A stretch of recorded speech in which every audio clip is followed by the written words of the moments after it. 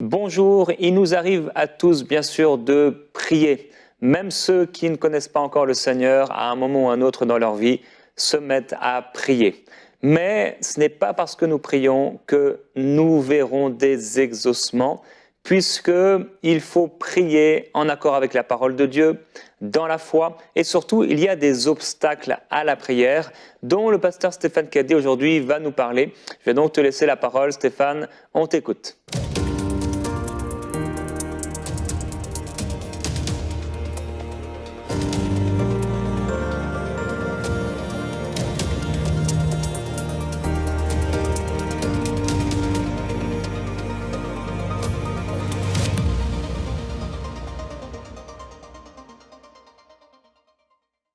Bonjour à tous, je suis le pasteur Stéphane Caddy. On se retrouve aujourd'hui encore pour une nouvelle émission autour du thème des obstacles à la prière. Et je crois que les obstacles à la prière peuvent être aussi des obstacles à la guérison divine. Dieu désire que nous puissions manifester la guérison divine et il désire manifester sa guérison dans notre vie. Mais pour cela, nous devons obtenir par la prière le résultat. Et parfois, beaucoup de croyants, malheureusement, prient, mais n'ont pas de résultat concret à leur prière. On va voir ensemble quels sont les obstacles, comment les enlever également, pour que vous puissiez recevoir la guérison divine. On peut lire dans Jacques 5 au verset 16, il est écrit là, « Confessez donc vos péchés les uns aux autres et priez les uns pour les autres. La prière fervente du juste a une grande efficacité, dira Jacques. » On voit au verset 17, « Élie était un homme de la même nature que nous. Il pria avec instance pour qu'il ne plût point et il ne tomba point de pluie sur la terre pendant 3 ans et 6 mois. » Ça veut dire que normalement, le croyant devrait s'attendre à avoir des prières efficaces. Qu'est-ce que c'est qu'une prière efficace? C'est une prière qui produit dans le monde spirituel du résultat. La Bible est claire, elle parle d'Élie qui va prier. Il va prier, il avait la même nature que nous, les mêmes combats que nous, les mêmes luttes que nous. Et pendant qu'il va prier, la Bible dit que le ciel va se fermer, puis le ciel va s'ouvrir ensuite. Et pendant 3 ans et 6 mois, aucune pluie ne va tomber sur la terre par la prière d'Élie. Alléluia. Qu'il en soit ainsi dans nos vies, que nos prières soient des prières d'autorité qui amènent du résultat, qui amènent des choses efficaces. Alléluia. On voit que Jésus avait des prières efficaces dans Luc chapitre 11 au verset 1. Jésus priait un jour à un certain lieu. Lorsqu'il eut achevé, un de ses disciples lui dit « Seigneur, enseigne-nous à prier comme Jean l'a enseigné à ses disciples. » Ce texte nous montre que les 12 disciples que Jésus avaient dû observer Jésus et voir que lorsque Jésus priait, il se produisait du résultat. Peut-être que lorsque eux priaient, il n'y avait rien qui se passait, mais lorsque Jésus priait, quelque chose se passait. Alléluia. On voit des fois dans le monde spirituel des pasteurs prier, et puis juste ils font une courte prière, et la gloire de Dieu se manifeste. Et on voit des gens prier des heures, et rien ne se passe. Parce qu'il y a ce qu'on appelle des secrets dans la prière. Par exemple, Jésus, lorsqu'il est devant le tombeau de Lazare, on voit ça dans Jean 11, versets 41 et 42, va dire « Père, je te rends grâce de ce que tu m'exauces. Pour moi, je sais que tu m'exauces toujours. » Jésus savait qu'il était exaucé. Il avait du résultat dans la prière. Et par exemple, lorsqu'il va multiplier les pains et les poissons, on lui donne 5 pains et 2 poissons. Jésus faisait des prières courtes. Il dit qu'il a seulement rendu grâce. Et en rendant grâce, les pains et les poissons vont se multiplier pour nourrir une foule de personnes. Alléluia. Parfois, on est appelé à prier long, des fois, on est appelé à prier court, mais peu importe. Ce qui compte, c'est le résultat. Si tu pries longtemps et qu'il n'y a rien qui se passe, il faut que tu remettes en question tes prières. Pourquoi il ne se passe rien? Un enfant de Dieu devrait marcher sur la terre comme Jésus a marché. La Bible dit que tel il est, tel nous sommes dans ce monde. Nous devrions nous attendre à avoir des résultats. C'est comme si chaque matin tu prenais ta voiture, tu la démarrais et tu sais qu'elle ne marchait pas. Est-ce que tu continuerais à le faire? Non. Tu irais chez le garagiste, tu vérifierais pourquoi la voiture ne marche pas. Si tes prières sont inefficaces, pose-toi la question, pourquoi sont-elles inefficaces? Alors quels sont les obstacles à la prière? Le premier obstacle, je l'ai appelé le péché. On voit dans Ésaïe 59, versets 1 et 2, le prophète dire « Non, la main de l'Éternel n'est pas trop courte pour sauver, ni son oreille trop dure pour entendre. » Dieu n'est pas sourd. Mais ce sont vos crimes qui mettent une séparation entre vous et votre Dieu. Ce sont vos péchés qui vous cachent sa face et qui l'empêchent de vous écouter. Donc Dieu n'est pas sourd, mais j'aimerais dire l'habitude de vivre dans le péché peut être un obstacle à la prière. Alors, je ne culpabilise personne parce que la Bible dit qu'on bronche tous d'une manière ou d'une autre. On a tous des moments où on a des combats, des luttes et on tombe, on se relève. Mais je parle vraiment de personnes qui ont une habitude de vivre dans le péché. Des gens qui finalement peut-être vivent dans la fornication, vivent en concubinage, vivent sans payer les impôts, vivent en mentant tous les jours à leur patron et qui ensuite se présentent devant le trône de Dieu, amènent leur prière à Dieu. Cette prière est comme une offense finalement. Dieu n'écoute pas, Dieu est sourd à ce genre de prière. Et dans 2 Chroniques 7,14, le prophète dira « Si mon peuple, sur qui est invoqué mon nom, s'humilie, prie, cherche ma face, s'il se détourne de ses mauvaises voies, je l'exaucerai des cieux, dit Dieu. Je lui pardonnerai son péché et je guérirai son pays. » La repentance amène la bénédiction. La repentance amène également la manifestation de Dieu. D'ailleurs, d'un fois, on a vu des gens être malades, simplement se repentir, sans qu'on puisse prier pour eux. Et le fait de mettre leur vie en règle avec Dieu a permis à Dieu de manifester dans leur vie la guérison divine. Deuxième obstacle, c'est le refus de pardonner. Dans Marc 11, au verset 24, Jésus dit « C'est pourquoi je vous dis tout ce que vous demandez en priant, croyez que vous l'avez reçu et vous le verrez s'accomplir. » Et au verset 25, il dit « Et lorsque vous êtes debout, faisons votre prière. Si vous avez quelque chose contre quelqu'un, ça peut arriver, un frère, un ami, ton épouse, ton patron, ton pasteur, pardonnez, dit Jésus, afin que votre Père qui est dans les cieux vous pardonne aussi vos offenses. » Il y a comme un lien entre le fait d'avoir une prière exaucée et de vivre dans le pardon. Vous savez, on est tous offensés tous les jours. Peut-être tu es offensé parce qu'on t'a klaxonné un feu rouge. Tu es offensé parce qu'on a oublié de te saluer le dimanche matin au culte. On est tous offensés. Mais il y a un proverbe dans les Écritures qui dit que celui qui est juste, il met sa gloire à oublier les offenses. On doit oublier les offenses qu'on nous fait. Lorsque nous pardonnons, nous devons prier comme dans le Notre Père dit « Seigneur, pardonne-nous nos offenses comme nous pardonnons à ceux qui nous ont offensés. » Parce que si nous retenons des choses contre quelqu'un, Jésus ne pourra pas premièrement nous pardonner ni nous exaucer. Des fois, je visite des gens qui me disent « Pasteur, je suis malade, j'ai des problèmes d'estomac, d'insomnie, je ne dors pas. Mais telle personne, il y a 30 ans, m'a fait ça. » Et des fois, c'est justifié, vraiment, humainement parlant. J'ai été abusé ou on ne m'a pas payé un travail que j'ai fait, etc.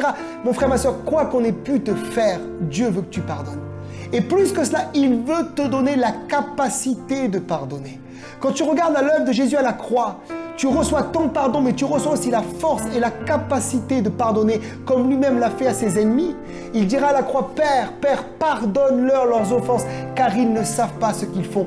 Et peut-être que ceux qui t'ont fait du mal, mais ils ne savent pas ce qu'ils ont fait. Pardonne-leur, relâche et tu vas recevoir et l'exaucement de ta prière et ta guérison. Je parle pour quelqu'un maintenant qui a besoin de pardonner, qui a des problèmes de peau, me dit le Seigneur.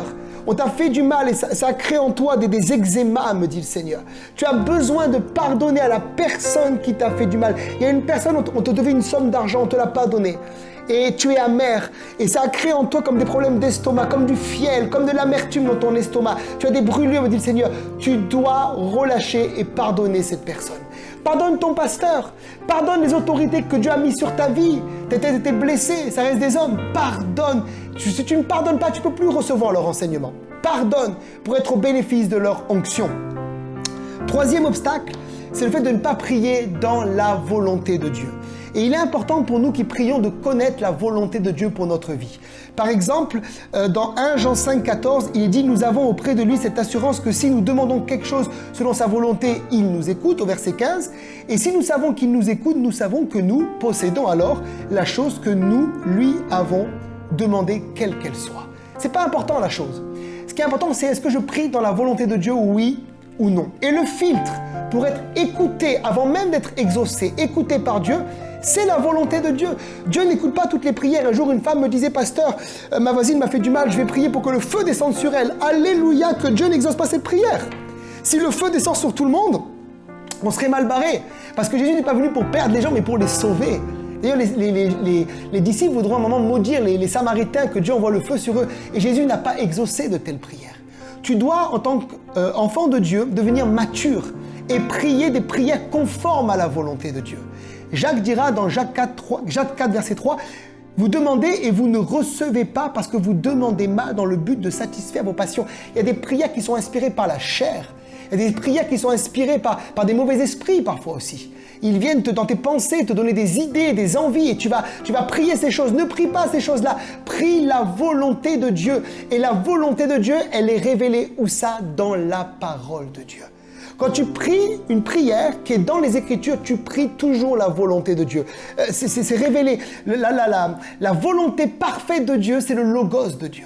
C'est la parole écrite. Prends le temps de lire la Bible. Le problème, c'est qu'aujourd'hui, les gens ne lisent plus la Bible. Ils écoutent que des messages que des messages sur Internet. Et c'est bien, il faut écouter sur Internet des messages. Mais tu as besoin d'avoir un temps personnel avec Dieu, où tu prends le temps d'étudier personnellement les Écritures et de recevoir des révélations que tu vas pouvoir prier et déclarer devant le trône de Dieu. C'est comme ça que je fonctionne. Je lis ma Bible et Dieu me parle dans le Logos, par le Logos, il me donne des rémas. La parole devient révélée pour moi et je viens devant Dieu et je commence à dire Seigneur, tu m'as dit ça, je prie dans tel domaine, tel domaine. Et c'est souvent là que je vois les plus grands exaucements de prière. Attends pas que tout te tombe dans la bouche tout cuit comme ça. Va chercher dans la parole du Seigneur. Va chercher des révélations pour ta vie. Alléluia. Peut-être tu as envie de te marier par exemple, tu pries et tu vas recevoir un verset sur le mariage.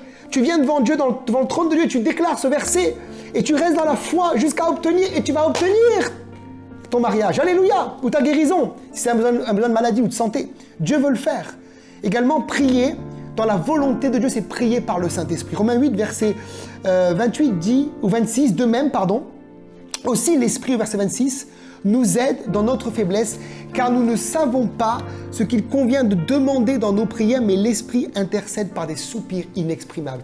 Et qu'est-ce que j'aime, ces moments où l'Esprit prie à travers ma bouche. Et souvent, ça s'exprime par le parler en langue. N'ayez pas honte et n'ayez pas peur de prier en langue, ça vient de Dieu. Le parler en langue ne vient pas du diable, ça vient de Dieu. Il y a des doctrines qui disent, des églises qui disent que le parler en langue vient d'un démon. Non! Si donc méchants comme vous êtes, vous savez donner de bonnes choses à vos enfants, à combien plus forte raison Dieu donnera le Saint-Esprit à ceux qui le demandent. Tu demandes le Saint-Esprit, tu parles en langue, tu crois que c'est un démon. Non, c'est pas un démon, c'est Dieu. Laisse ces choses s'exprimer. Prie dans des nouvelles langues. Je prie des fois des heures en langue dans la journée. Prie en langue. Je prie en langue au volant de ma voiture, sous ma douche. Alléluia. En faisant la cuisine. Alléluia. Je prie en langue. Et quand je prie en langue, je prie les mystères de Dieu. Et des fois, c'est des mystères me concernant. Et souvent, ça me concerne. Concernant ma propre vie, ma destinée. Et je prie toujours la volonté de Dieu. Et c'est là que je vois les plus grands accomplissements. Des fois, les gens ne savent pas quoi prier, mais prie en langue. Prie en langue. Prie en langue. Plutôt que faire des prières en français, là, qui peut-être ne sont pas inspirées, prie en langue. Et une fois que tu auras prié en langue, souvent tes prières en français seront plus inspirées en plus. Prie dans des nouvelles langues. Tu pries la volonté parfaite de Dieu. Dans Matthieu 6, au verset 10, Jésus dira à notre Père, qui est au ciel, que ta volonté soit faite sur la terre, comme elle est faite au ciel. Prie en langue et tu vas connaître la volonté de Dieu pour ta vie. Un autre obstacle, c'est le manque de persévérance. J'ai vu que les chrétiens, parfois, manquent de persévérance. Ils sont persévérants pour le shopping, persévérants pour aller au restaurant, pour aller en vacances, mais en ce qui concerne les choses spirituelles, ils veulent du tout cuit. Alors, parfois, dans le monde spirituel, il y a des saisons. Et nous devons apprendre à persévérer jusqu'à obtenir le résultat.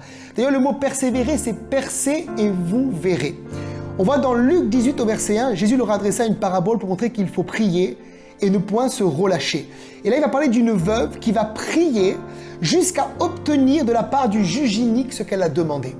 Et si le juge inique lui a donné, à combien plus forte raison notre Père qui est bon, parce que Dieu est bon, il donne des bonnes choses, veut nous donner si nous persévérons dans la prière. Dans Hébreux 6 au verset 12, il est dit « En sorte que vous ne vous relâchiez point, mais que vous imitiez ceux qui par la foi et la persévérance héritent les promesses. » Souvent, nous on parle de la foi et c'est vrai, mais il y a la foi et il y a la persévérance. Et un jour, le Seigneur m'a dit, c'est Stéphane, les gens qui ne persévèrent pas sont des gens qui en réalité n'avaient pas la foi. Ils avaient un semblant de foi. Mais ceux qui vraiment vont persévérer, comme la femme à la perte de sang, qui était malade depuis 12 années et qui a touché le bord du vêtement de Jésus. Vous savez, elle était impure. Selon la loi de Moïse, elle n'avait pas le droit d'être là. Elle a persévéré. C'est elle qui a obtenu. Comme la femme syrophénicienne qui est venue au pied de Jésus, cananéenne ou syrophénicienne, dirait une autre traduction. Elle est venue pour la délivrance de sa fille. Jésus l'a renvoyée. Les disciples ont dit « renvoie-la ». Et Jésus a dit « il n'est pas bon de prendre le pain des enfants ». Elle a dit « Seigneur, je mange les miettes sous la table ». Elle a reçu la guérison de sa fille. Nous, des fois, on s'offusque. On vient, on dit « oh, le pasteur, il n'a pas prié, il n'était pas disponible ». Et on s'en va fâché. Ne sois pas fâché, persévère. Alléluia. Persévère. Il y a des gens qui ont persévéré dans le royaume de Dieu, qui ont obtenu des choses extraordinaires. Tous les grands projets, toutes les grandes missions, toutes les grandes œuvres du royaume ont été des œuvres qui ont été faites par la persévérance. Alléluia. C'est juste une fois en Afrique, et puis je prêchais au Burkina Faso, la ville de pas Saba, c'était à Tanguin. Je prêchais à Saba le dimanche, mais la semaine je prêchais à Tanguin. Il y a une femme qui était aveugle, qui ne voyait pas de ses yeux. Elle est venue, elle voyait mal d'un œil particulièrement. Elle m'a dit, pasteur, prie pour moi. Et j'ai prié pour elle, comme un pasteur européen, rapidement, et je suis parti. Et elle m'a rattrapé et dit, non, pasteur, prie encore, je ne vois pas. Et moi, j'ai prié une deuxième fois et elle voyait toujours pas. Elle avait une foi comme en Afrique. J'aime beaucoup les Africains pour ça. Ils ont une foi forte, une foi persévérante. Elle m'a rattrapé une troisième fois. J'ai prié une troisième fois et là, elle a trouvé sa guérison. 3 fois. Jésus a prié 2 fois pour un aveugle à Bethsaïda. Faut prier plusieurs fois, faut chercher plusieurs fois, faut persévérer dans la prière. Le réveil vient par la persévérance. Demandez, vous recevrez, frappez jusqu'à ce que l'on vous ouvre, cherchez jusqu'à ce que vous trouverez, dit littéralement le grec. Cherche et tu vas trouver. Et enfin, dernier obstacle à la prière, c'est le manque de foi ou l'incrédulité. Et j'aime ce que l'apôtre Smith Wigglesworth dira, il dira, si vous avez prié 5 fois pour la même chose, vous avez prié 4 fois sans la foi. Alors oui, parfois il faut de la persévérance, mais des fois, il y a des prières qui vont être instantanées. Et si on ne reçoit pas toujours dans l'instantané, c'est qu'on peut aussi avoir, comme Smith Wigglesworth le dit, un problème de foi. Des gens qui font des belles prières religieuses, longues, soi-disant inspirées, avec beaucoup de Amen, Alléluia, mais ils n'ont pas la foi. La foi, ça se voit. La foi, c'est une confiance totale dans le fait que Dieu va te donner. Et il y a comme des fois des choses qui montrent que quelqu'un a la foi, des attitudes qui montrent que quelqu'un a la foi. La reconnaissance, la joie, la paix, le fait de ne pas être stressé, le fait d'être reposé dans sa tête, ça monte à la foi. Ça ne dépend pas de toi, ça dépend de Dieu. Toi, tu ne peux rien faire si ce n'est croire. C'est lui qui va te donner. Il y a des gens qui sont là, ils font des longues prières, mais ils font des longues prières parce qu'ils sont inquiets en réalité. Et ils veulent juste cacher leur inquiétude dans la prière.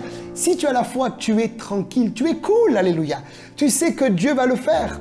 Et dans Marc 11, verset 23, il dit « Ayez foi en Dieu ». Le grec dira « Ayez la foi de Dieu ». Je vous lis, si quelqu'un dit à cette montagne, ôte-toi de là, jette-toi dans la mer, et s'il ne doute point mais croit que ce qu'il dit arrive, il le verra s'accomplir. Hébreux 11, verset 6, or sans la foi, il est impossible de lui être agréable, car il faut que celui qui s'approche de Dieu croit que Dieu existe, et qu'il récompense ceux qui le cherchent. Jacques dira dans Jacques 1, verset 6, concernant la sagesse, si quelqu'un demande de la sagesse, mais qu'il la demande avec le doute, il ne peut pas obtenir, qu'un tel homme ne s'imagine pas, au verset 7, qu'il recevra quelque chose de la part du Seigneur. Au verset 8, c'est un homme irrésolu, inconstant dans toutes ses voies. Et le verset 6 dira qu'il est comme les flots de la mer agités par le vent d'un côté et d'un autre. Il ne recevra rien de la part du Seigneur.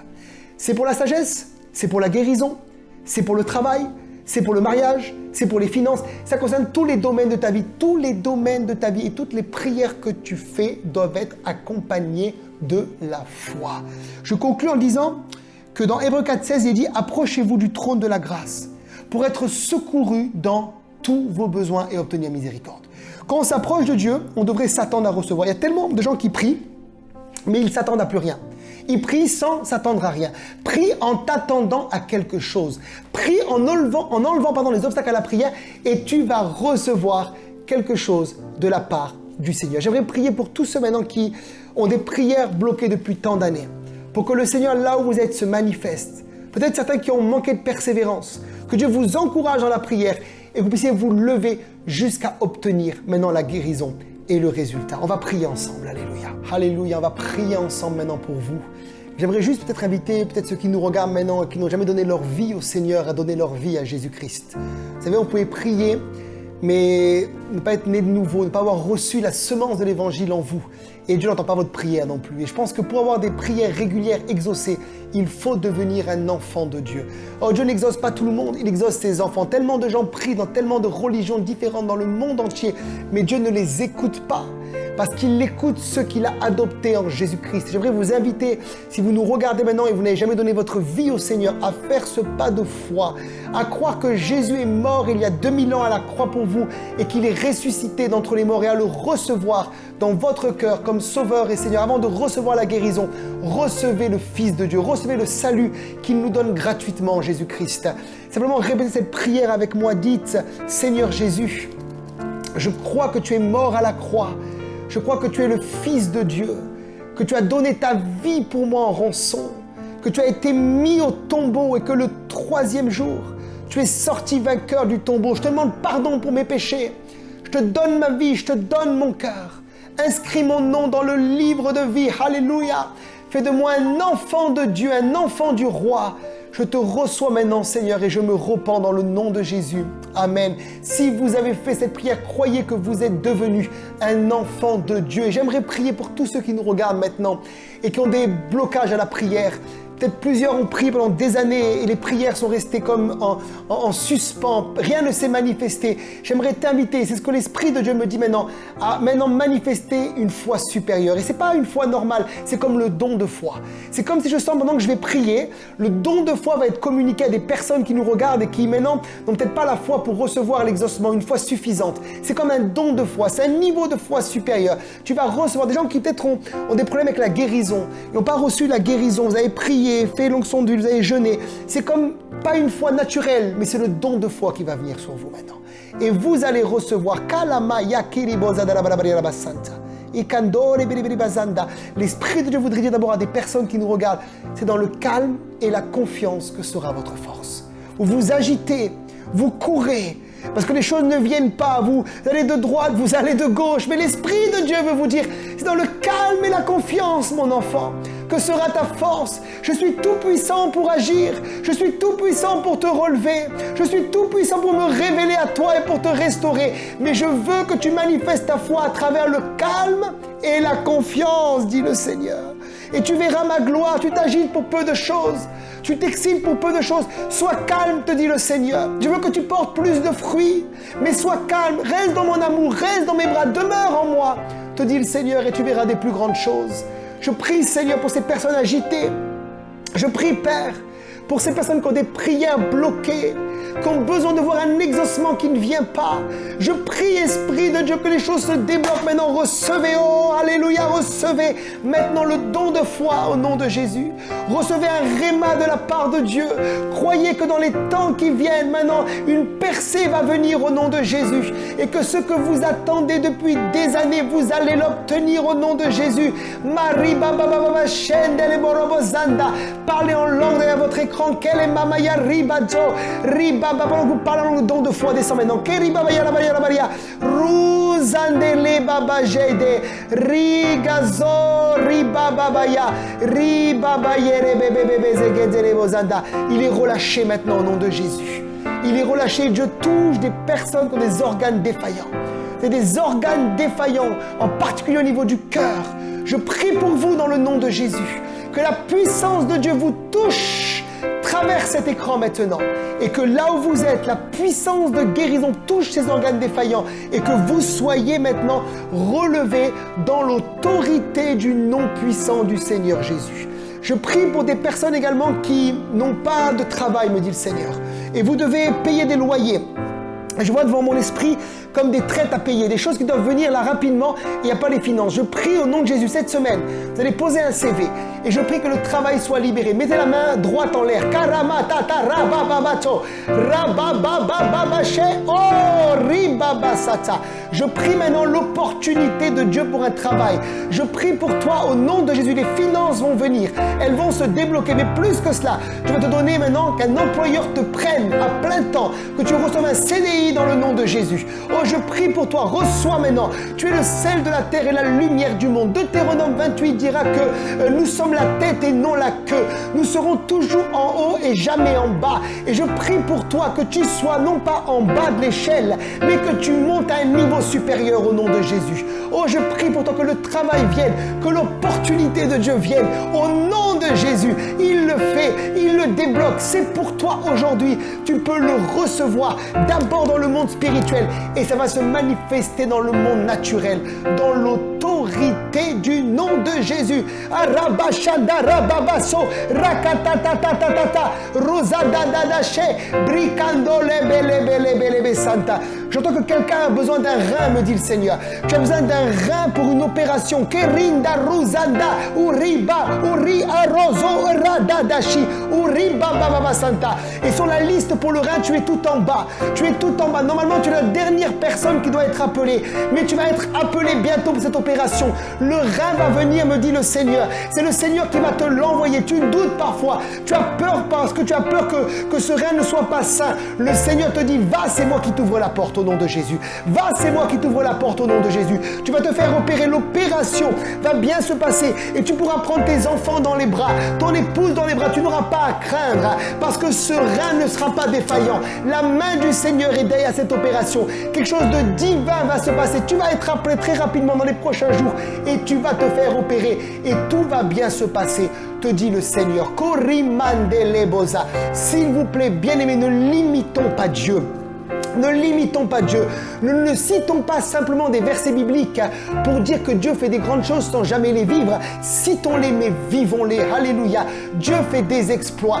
Dieu fait des exploits. Il est le Dieu du surnaturel. Oh, il est le Dieu du surnaturel. Il est le Dieu du surnaturel. Nous coulons maintenant dans une onction surnaturelle. Alléluia. Nous coulons dans la faveur de Dieu. Alléluia. Fais pleuvoir, Seigneur, la pluie de ton esprit. Fais pleuvoir un vent. Envoie le feu maintenant. Karamandelebo. Rigazorinda la mama shanda. Oh rabababaya ribababaso. Aradozo ribababache. Ligandole mazandele maliam. Dieu dit dans Malachie, mettez-moi à l'épreuve et vous verrez si pour vous, lorsqu'il parle des finances, je n'ouvrirai pas les écluses des cieux. Et c'est comme si Dieu me dit maintenant dans mon esprit, il y a des personnes, vous devez mettre Dieu à l'épreuve. Mettez Dieu à l'épreuve dans votre vie. Dites-lui, Seigneur, je ne t'ai pas vu agir, je ne crois pas dans ta puissance, je ne crois pas dans ta grandeur. J'ai jamais entendu un message qui me dit que tu peux faire la guérison, que tu peux faire des miracles. Mais si vraiment tu es ce Dieu-là, fais-le, mettez-le à l'épreuve. Et vous allez voir cette semaine de prière, le Seigneur va faire les choses que vous lui avez demandées. Alléluia. C'est ce que mon père a fait un jour, il était épileptique, il ne croyait pas en Dieu. Il n'avait jamais entendu parler de la guérison divine.